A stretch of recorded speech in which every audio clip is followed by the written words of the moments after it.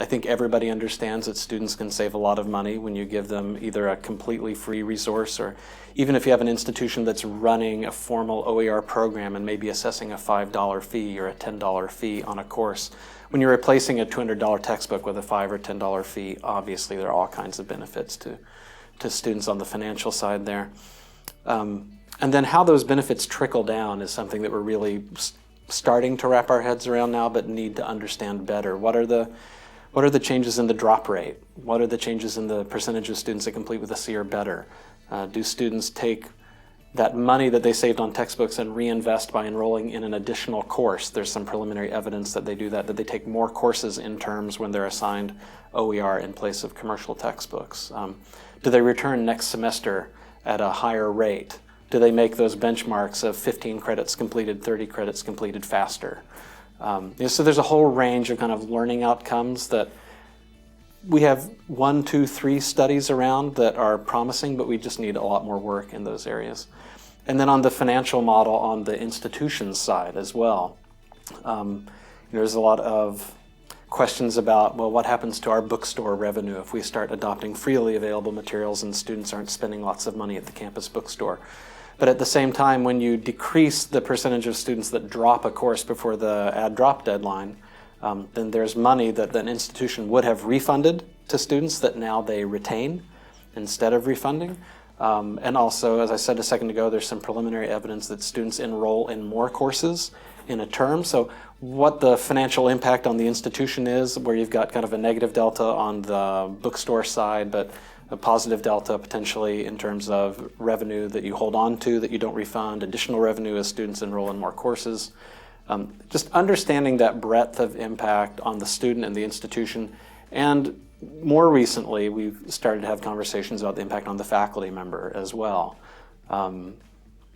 When you adopt a textbook, you kind of receive a package, and it's literally a package, right? It has a hard cover, it's on glossy paper, but it's a thing, or even if it's a digital object, it's something that you have streaming access to. You probably can't download and own your own copy, and you certainly can't make changes to it. You don't have that kind of permission. So this idea that when a faculty member adopts open educational resources, it actually expands their academic freedom. It gives them more potential for what to take apart, what to redo, what to throw away, what to pull in from a third source. As faculty are starting to exercise those permissions or that expanded academic freedom, then you see faculty attitudes are, pretty positive in the sense that I'm empowered to do more now than I was before.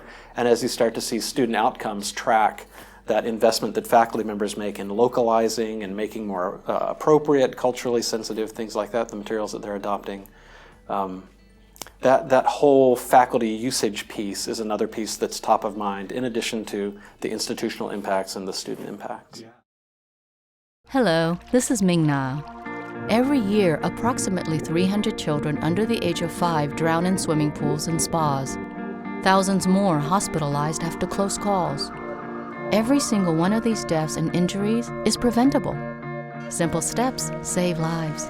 And not just 1 or 2 steps, but multiple ones must be taken at all times to ensure safety around pools and spas. That's what we mean by pool safely. So always apply as many of the following simple steps as possible, because you never know which safety step will save a life, until it does.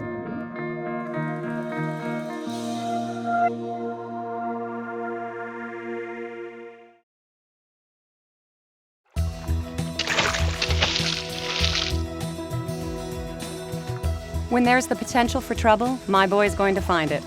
So I pool safely by staying within arm's reach. No matter what kind of pool, lifeguards or not, a designated adult watches the kids. When I'm the water watcher, I move my chair near the edge. I do a regular head count and step in when there's too much horsing around.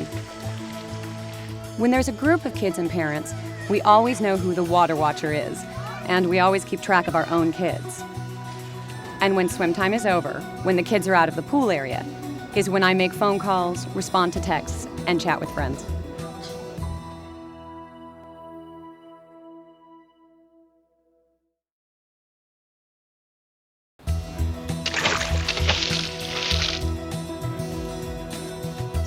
I do everything I can to keep the kids I sit safe, starting with always keeping an eye on them. A pool fence is also a super important way to pool safely. It's a physical barrier that keeps kids out of the pool. Fencing needs to be at least 4 feet high, ideally 5, and impossible to climb. It has to have a gate that closes and latches securely on its own, and a latch release knob that cannot be reached by little ones. It should surround the entire pool, but if your home creates a fourth wall that blocks off the pool area, make sure you install and use door alarms. A fence is the guardian that's always vigilant, but it doesn't replace supervision and water safety skills. If the family I babysit for has a pool, I make sure to talk to them about the system of safety they use, and then add my own steps.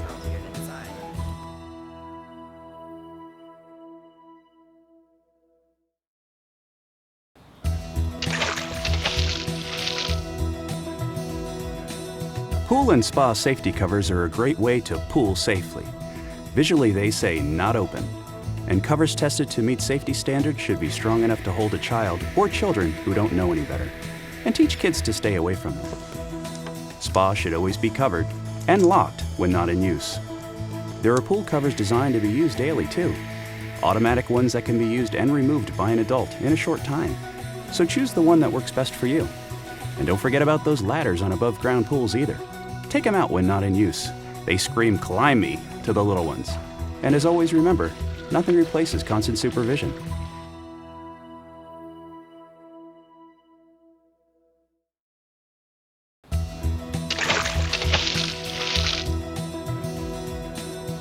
Jake is 3, which means he's quick, agile, and super curious.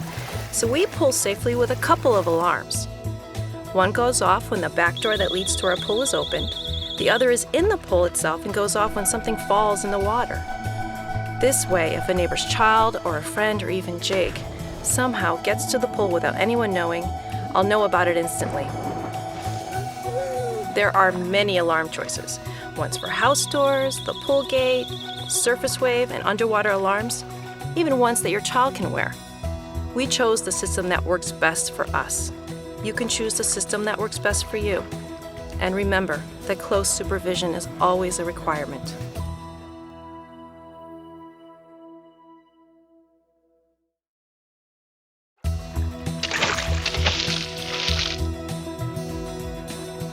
My girl is always curious, and that can be dangerous in a pool or spa. We pool safely by staying away from drains, skimmers, pipe and vacuum lines, and other pool equipment that can pose a danger to swimmers. It may sound strange, but whenever we go to a new pool, I make sure to ask about new safety drain covers.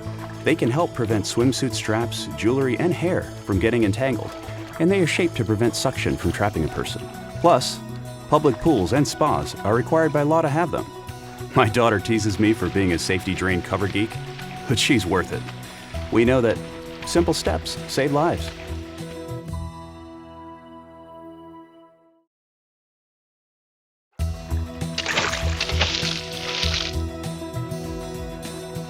Drownings in close calls are 8 times more likely to happen to kids who can't swim, or to kids being supervised by adults who can't swim.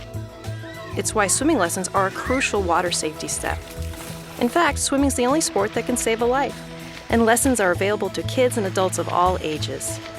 To know what's right for your child, do what I did and ask your pediatrician.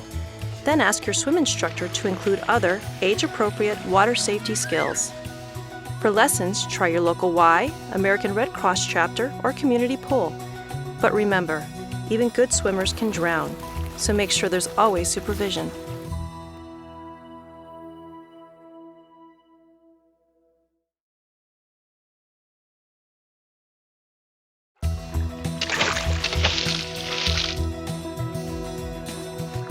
Most of us know someone who has had a close call in the water. Unfortunately, my close call is about me and my son. It was at a pool without a lifeguard, but with lots of people. By the time I got to him, he was unconscious. I pulled him out and had to perform CPR. It worked. Now I take a CPR refresher course every year through the American Red Cross. It's how I pool safely, and it's something we all can do to build our own water safety skills. Take a CPR course, please, because you never know which step will save a life, until it does.